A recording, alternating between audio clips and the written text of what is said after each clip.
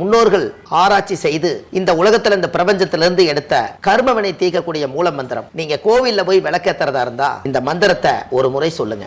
முற்பிறவியில செய்த பாவங்கள் எப்பிறவிக்கும் தொடராமல் இருக்க இப்பிறவியிலேயே என் தந்தை வழியில் வந்த கர்மாவினை, என் தாய் வழியில் வந்த கர்மாவினைகள், என் தாயுடைய கர்ப்பத்திலிருந்து நான் இந்த பூமிக்கு கொண்டு வந்த கர்மாவினைகளும் இன்றோடு நிவர்த்தியாகட்டுன்னு 5 தீபம் விளக்கேத்தி சாமிக்கு தேங்காய் வளம் பூ மாலை கல்கண்டு வாங்கி அர்ச்சனை பண்ணி உங்க ஜாதகத்தை கொண்டு போய் சாமி பாதத்துல வச்சு இன்னையோட எனக்கு எல்லாம் நல்லது நடக்கும்னு மனசார கும்பிட்டு வாங்க. வாழ்க்கையில அசுர வளர்ச்சிக்கு வந்து உங்க வாழ்க்கையில எல்லா கடமையும் முடிப்பீங்க. அனைவருக்கும் வணக்கம். பாரம்பரிய திருவள்ளுவர் குல வம்சம் பிரசன்ன ஜோதிடர் சுப மாரிமுத்து திருப்பூர்லேருந்து இந்த பதிவு உங்களுக்கு. அதாவது கார்த்திகை நட்சத்திரம் இல்லைங்களாங்கம்மா, அசுபனி பரணி கிருத்திகை 3வது நட்சத்திரம். அதனால் முருக கடவுளாக வர்றார் இல்லைங்களா. 3வது நட்சத்திரம் முருக கடவுள். இந்த கார்த்திகை நட்சத்திரத்தில் முருகர் பிறந்ததாக ஒரு வரலாறு உண்டு இல்லைங்களாங்கம்மா. கார்த்திகை நட்சத்திரத்தில் முருகர் பிறந்தார். அப்போ இந்த முருகர் வந்து கார்த்திகை நட்சத்திரத்தில் கரெக்டாக பிறந்திருக்காங்க. கார்த்திகை நட்சத்திரம் 1ஆம் பாதத்தில் பிறந்துக்கிறவங்க மட்டும்தான் மேசராசியில் பிறப்பாங்க. மீதி 2ஆம் பாதம் 3ஆம் பாதம் 4ஆம் பாதத்தில் பிறந்துக்கிறவங்க ரிஷபராசியில் தான் பிறப்பாங்க. அது நம்ம எப்போவுமே தெரிஞ்சுக்கணுங்க. அதில் பொதுவாகவே இந்த கார்த்திகை நட்சத்திரக்காரர் வந்து யார் பிறந்திருந்தாலும் அவங்க பிறக்கும்போது சூரியன் திசையில் தான் பிறப்பாங்க. இந்த உலகத்திலேயே சூரியன் திசையில் பிறக்கிறது முதல் கார்த்திகை நட்சத்திரத்துக்கு அந்த பவர் கொடுத்தாங்க. அப்புறம்தான் கார்த்திகை உத்தரம் உத்திராடமெல்லாம் வந்துச்சு. முதல் கார்த்திகை நட்சத்திரத்தில் தான் சூரியன் வந்து பிறப்பார். அப்போ இந்த கார்த்திகை நட்சத்திரத்தில் பாருங்கள், உங்களுக்கு இன்னும் சொல்ல போனோம்னா இந்த கார்த்திகை அப்படிங்கிறது ஆதி காலத்தில் கார்த்திகை தீபமெல்லாம் ஏற்றுனாங்கன்னா சூரியன் நெருப்பு வந்து எல்லா வீட்லேயுமே தீபம் போடுவாங்க இல்லைங்களா. அது ஒரு சிறப்பு. இந்த கார்த்திகை நட்சத்திரத்தில் சூரியன் திசையில் பிறந்தால் முதல்ல இவங்களுடைய வம்சம் எப்படி இருக்குன்னு கேட்டிங்கன்னா, அந்த காலத்தில் முன்னோர்கள் வாழ்ந்ததில் ஒரு பெரிய அங்கீகாரம் இருக்குதுங்க. ஒரு கௌரவமான குடும்பத்தை சேர்ந்தவங்களாக இருப்பாங்க. கார்த்திகை நட்சத்திரத்தில் யாராவது பிறந்தால் முதல்ல அவரே கௌரவமாக பேசுவார். எவ்வளவு ஏழையாக இருந்தாலும் சாப்பாட்டுக்கு உணவுக்கும் கூட கொஞ்சம் வழி இல்லாமல் இருந்தாலும் புலி பசிச்சாலும் புல்லை திங்காதுன்னு சொல்கிறாங்க இல்லைங்களா. அதுபோல் இந்த கார்த்திகை நட்சத்திரத்தில் பிறந்துக்கிறவங்க கொஞ்சம் கௌரவமாக இருப்பாங்க. ஒரு தனக்குன்னு ஒரு கௌரவத்தை பலப்படுத்திக்குவாங்க. எந்த ஒரு காரியத்துக்குமே எல்லார்த்து மாதிரி போகாமல் யோசித்து தான் முடிவெடுப்பாங்க. ஒரு தெளிவான நட்சத்திரம் வந்து கார்த்திகை நட்சத்திரங்க. இந்த கார்த்திகை நட்சத்திரம் அந்த குடும்பத்துக்குள்ளே பிறந்ததுக்கு அப்புறம்தான் அந்த வீட்டில் ஒரு வெளிச்சமே வருது. அதனால தான் கார்த்திகை நட்சத்திரத்தில் புள்ள பிறந்தால் அந்த வீட்டுக்கு அப்பாவுக்கு யோகம்னு சொல்லுவாங்க. ஒரு பெண் குழந்தை பிறந்தாலும் சரி, ஆண் குழந்தை பிறந்தாலும் அது வந்து யோகம்னு சொல்லுவாங்க. இவங்களுடைய நடை உடையெல்லாம் பார்த்திங்கன்னா, ஒரு அரசு அதிகாரிகள் எப்படி வந்து ஒரு நடை உடை வந்து பாவனை வந்து வாட்ட சாட்டமாக நடந்து போகிறாங்களோ அந்த மாதிரி அந்த கம்பீரமான நடை வந்து இவங்ககிட்ட கொஞ்சம் இருக்கும். யாருங்க? இந்த கார்த்திகை நட்சத்திரம். அதை பார்த்தாலே நம்ம தெரிஞ்சுக்கலாம். ஒரு அரசாங்கத்தினுடைய அனுகிரகம் இருந்தால் மட்டும்தான் அந்த அங்கீகாரத்தினுடைய நடைகள் வரும். ஒவ்வொருத்தருக்கு நீங்கள் நடந்து போகும்போது நம்மக்கிட்ட காசு பணம் பேரு புகழ் இருந்தால் ராஜ நட நடக்கிறாருன்னு சொல்கிறாரு இல்லைங்களா. அந்த மாதிரி அந்த கார்த்திகை நட்சத்திரம் பணம் இருந்தால் இல்லைனாலும் அந்த நட்சத்திரம் வந்து கம்பீரமாக ராஜ நட நடக்குமா. அப்பேற்பட்ட யோகம் அந்த கார்த்திகை நட்சத்திரம். 2வது, அவங்களுக்கு ஒரு மனசுக்குள்ளே என்ன தோணும்னா, நாம் கௌரவமாக வாழ்ந்துட்டே கடைசி வரைக்கும் போயிடணும்னு சொல்லிட்டு கடைசி வரைக்குமே அதை கௌரவத்தை காப்பாற்றுறேன்ட்டே கடைசி வரைக்கும் உட்காந்துருக்கு. இவங்களுக்கு பொய் பேசுனா பிடிக்காதுங்க. ஏன்னா இது சூரியன் இல்லைங்களா, அவ்வளவு சீக்கிரம் கிட்ட நெருங்க முடியாது. என்ன விஷயம் இருந்தாலும் ஓப்பனாக தட்டி கேட்டுருவாங்க. ஏன்னா சூரியன்னா நீங்கள் ஒரு அரசாங்க அதிகாரிகிட்ட போனீங்கன்னா எதாக இருந்தாலும் தட்டி கேட்குறாரு இல்லைங்களா. அப்போ அதனால் அந்த சூரியனுடைய நட்சத்திரத்தில் யாராவது ஒருத்தர் பிறந்துட்டா தப்பை தட்டி கேட்குறது கார்த்திகை நட்சத்திரம் தான். இல்லைனாலும் ஊருக்குள்ளே ஒரு கூட்டத்தை போட்டு இவர் இப்படி செஞ்சார் இது என்னென்னு கேளுங்கன்னு சொல்லும். அந்த கார்த்திகை நட்சத்திரக்கார் வந்து மனசுக்குள்ளே எதுவும் வச்சுக்காம பாசத்துக்காகவே இயங்குவாங்கன்னு வச்சுக்கோங்களேன். ஏன்னா இவங்க வந்து நடை உடை பாவனை எல்லாமே அரசு அதிகாரி மாதிரியே இருக்கும். இவங்களை அவ்வளவு சீக்கிரம் யாரும் நெருங்க முடியாது. அவங்க என்ன நினச்சிக்குவாங்கன்னா குழந்தை தன்மையத்தான் இருப்பாங்க. நம்மக்கிட்ட யாருமே பேச வரமாட்டேங்கிறாங்களேன்னு பாசம் இவங்ககிட்ட இயங்குவாங்க. ஆனால் குழந்தைங்க மேலே நல்ல பாசமாக இருப்பாங்க. குழந்தைங்க மேலே கார்த்திகை நட்சத்திரம் என்றைக்கு நல்ல பாசமாக இருக்கும். 2வது, அவங்களுடைய வாழ்க்கையில் பார்த்திங்கன்னா பெத்த தாய் மேலே தந்தை மேலே நல்லா பாசப்பட்டதெல்லாம் வளர்த்துவாங்க. கூட பிறந்தவங்கள நல்லா கவனிச்சுக்குவாங்க. ஏன்னா கார்த்திகை நட்சத்திரத்தில் பிறந்தால் மேசராசிலையும் பிறப்பாங்க. இந்த மேசம் யாரோட வீடுன்னு கேட்டிங்கன்னா செவ்வாயோட வீடு. செவ்வாய் என்பது இரத்த சம்பந்த உறவுகள். அதனால் இந்த இரத்த சம்பந்த உறவை எல்லாம் காப்பாற்றி நீ ஏன் இப்படி பிழைக்கிற, நீ இப்படி பிழைக்க வேண்டியதானே, நீ இந்த இடம் வாங்கு, இந்த வீட்டை கட்டு, நீ இந்த சமுதாயத்தில் நல்லா இரு, இந்த ஏதாவது ஒரு புத்தி சொல்லிக்கிட்டே உட்காந்துருக்கும். இந்த யோகமெல்லாம் யாருக்குன்னு கேட்டிங்கன்னா கார்த்திகை நட்சத்திரத்துக்கு. அப்போ இந்த கார்த்திகை நட்சத்திரத்தில் ஒரு மனிதர் பிறந்தாச்சுன்னா, பிறக்கும் போதே சூரிய திசையில் பிறந்திருப்பாங்களா, படிப்பில் எந்த ஒரு குறையும் இருக்காதுங்க. முன் படிக்க பின் மறக்க, படித்ததை மறந்துடுவாங்க, மறுபடி கண்டினியூ பண்ணி எப்படியாவது படித்து ஒரு அரசாங்க வேலையாவது வாங்கணும்னு ஒரு வைராக்கியத்தில் படிப்பாங்க. ஆனால் கார்த்திகை நட்சத்திரக்காரர்களுக்கு கல்வி யோகம் உண்டு. அப்போது கஷ்டப்பட்டு படிப்பாங்க, படிப்பில் எத்தனையோ தடைகள் வரும், அந்த தடையெல்லாம் நீக்கி அந்த படிப்பில் சைன் ஆயிருணுங்கிறதுக்காக ஒரு வைராக்கிய படிப்புன்னு படிப்பாங்க. இந்த யோகமெல்லாம் ஜாதக ரீதியாகவே அவங்களுக்கு இருக்குன்னு வச்சுக்கோங்களேன். அப்போது அந்த ஒரு ஜாதகத்தில் பிறக்கும்போது சின்ன வயசில் சூரிய திசைனா, அப்போ சூரியன் திசையுடைய வருஷமே மொத்தம் 6 வருஷம் தாங்க. அதனால தான் சூரிய உதயம் காலையில் 6 மணிக்கு ஆகுது. எப்படிங்கம்மா, ஏன் காலையில் 6 மணிக்கு சூரிய உதயம்னு பஞ்சாங்கத்தில் கொடுத்துக்கிறாங்கன்னா, சூரியனுடைய பேட்டனே 6 6 டு 6 30. இந்த 6 டு 6 30 நாளிகை, 30 டு 30 60 நாளிகை சேர்ந்தது ஒரு நாள். இதைத்தான் அந்த காலத்தில் 60 நாளிகை என்பது.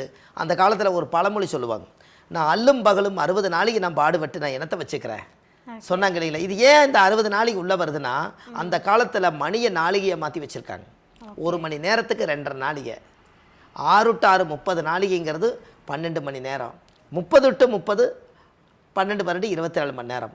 அதனால தான் அந்த காலத்தில் பழமொழி, நான் அல்லும் பகலும் 60 நாள், அல்லும் பகலும் அதாவது இரவும் பகலுங்கிறதுக்கு அல்லும் பகலும் 60 நாளிகை நான் பாடுபட்டு என் குழந்தையை நான் பிள்ளை வளர்த்தினேன்.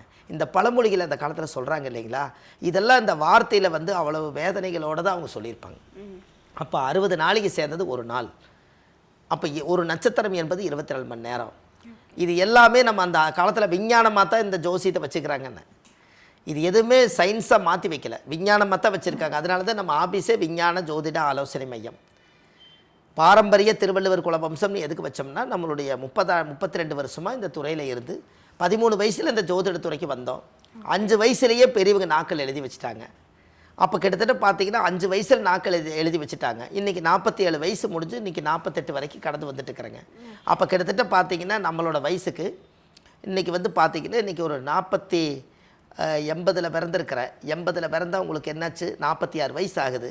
46 வயசுன்னா அப்போ பாருங்களேன், 5 வயசில் நாட்கள் எழுதி ஜோதிடத்தை எடுத்து கையில் கொடுத்துட்டாங்க. அப்போ 40 வருஷமாக ஜோதிடம் நம்ம கூட உயிரோடு வாழுது. அப்போ இந்த ஜாதகத்துக்கு இதெல்லாம் எதுக்காக நம்ம இதை சொல்கிறோம்னா, ஒவ்வொரு மனிதருடைய வாழ்க்கையிலையும் இதெல்லாம் ஒவ்வொருத்தருக்கும் ஒரு அங்க அடையாளத்தோடு வாழ்ந்த கதை கொஞ்சம் இருக்கும் இல்லைங்களா. அப்போ அதில் கார்த்திகை நட்சத்திரத்தில் ஒருத்தர் பிறந்தா அவர் சூரியன் திசையில் தான் அவங்க பிறப்பாங்க. அப்போ அந்த குழந்தை 6 வருஷம், அது அந்த 6ன்னு சொல்கிறது தான் நம்ம வந்து நம்ம வாழ்க்கையை பற்றி சொன்னோம். இந்த 6 வருஷத்தில் 3 வருஷம் போட்டுக்குங்க. தாயுடைய கர்ப்பத்திலிருந்து தொப்புள் கொடி அறுக்கும் போது 3 வருஷம். இந்த 3 வருஷம் ஜாதகத்தில் ஒருத்தருக்கு இருக்குது அப்படின்னா, இந்த 3 வருஷம் சூரியன் திசை, சந்திரன் திசை ஒரு 10 வருஷம். இந்த சந்திரன் திசை 10 வருஷம்னா இந்த 10 ஒரு 3 13 படிக்கிற காலம். 13 வயசுக்கு மேலே அந்த சந்திரன் திசை முடிஞ்சு செவ்வாய் திசை ஒரு 7 வருஷம். அப்போ 7 20 வயசாச்சு. இந்த 20 வருஷமாக இந்த செவ்வாய் திசை ஓடும். இந்த செவ்வாய் திசை முடிஞ்சு 20 வயசுக்குள்ள படிப்பு, கல்வி, வாழ்க்கை எல்லாத்தையும் தெரிஞ்சுக்குவார். 20 வயசுக்கு மேலே ராகு திசை 18 வருஷங்க.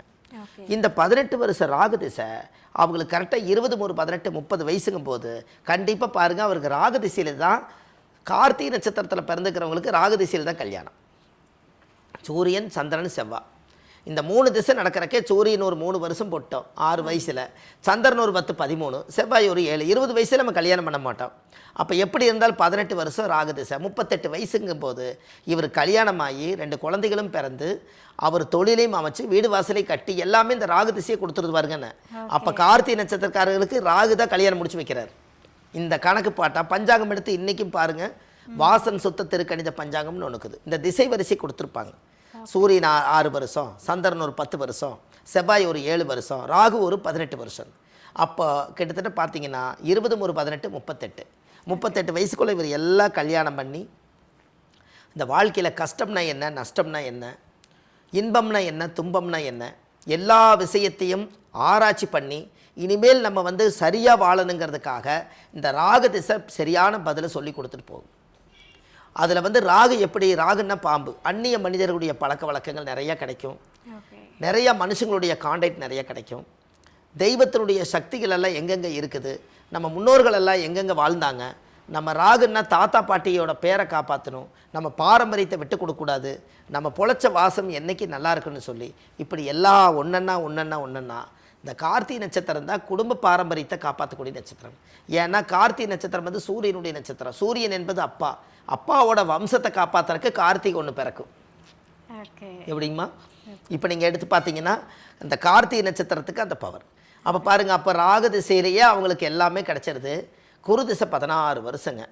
இந்த 16 வருஷ குரு திசை 38 ஒரு 16 54ங்களா?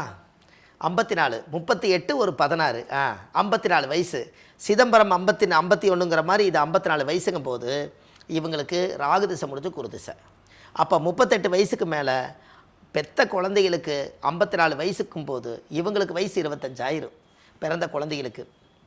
அப்போது இந்த 54 வயசுக்குள்ளே அந்த குழந்தைகளை எல்லாம் படிக்க வச்சு ஆளாக்கி ஒரு நல்ல மனுஷனாக உருவாக்கி இந்த சமுதாயத்துக்குள்ளே உன்னோட பெத்த உள்ளையா இது, உன்னுடைய பையனா இது, அன்னைக்கு நான் குழந்தையில பார்த்தேன் இன்றைக்கி எவ்வளோ பெருசாகிட்டாரு, இதெல்லாம் சொல்கிறாங்க இல்லைங்களா?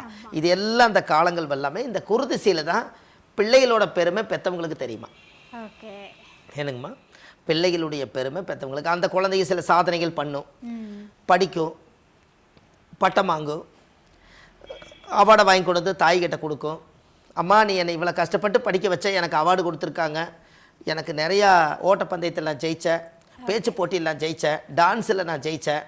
இது எல்லாம் பெத்த தாய் பார்க்குற கண்கொள்ளாத காட்சி எப்போன்னா 54 வயசுங்க.